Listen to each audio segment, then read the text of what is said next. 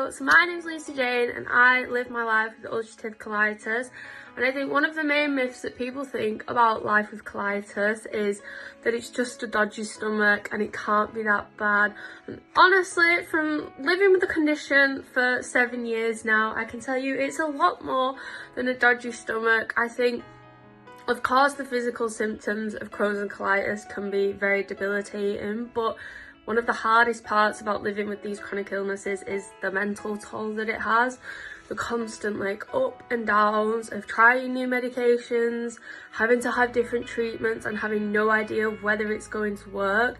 Even the fact of being so out of control of your bowel movements that you don't want to leave the house because you don't know what's going to happen. And for me, that was the worst part. The mental side was a lot tougher than the physical side because you don't realise that the diseases do start to consume every little thing about you, and it's not just a bit of stomach ache, it's anxiety, it's fatigue, it's depression, it's panic attacks, it's just all the horrible things that nobody wants to go through because of a dodgy tummy is what some people think.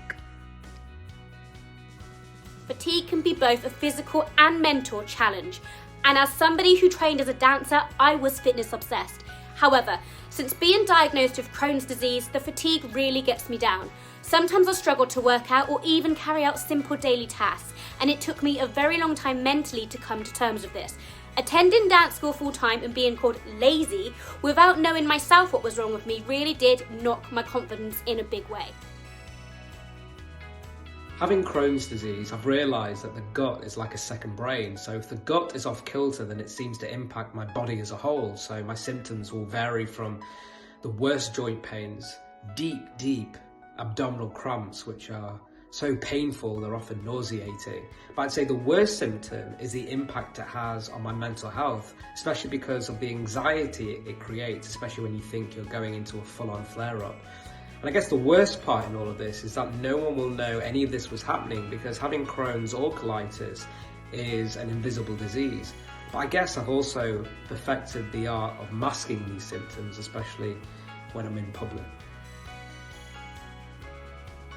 Okay guys, let's talk about a big myth that comes up all the time when you have Crohn's and colitis. So since I was 11, I have been getting this comment, and people often say, well, you can't have Crohn's and colitis because you look healthy and you seem healthy. Let me tell you, they are so wrong. Crohn's and colitis are both invisible illnesses, and someone can look the picture of health but be suffering so much on the inside.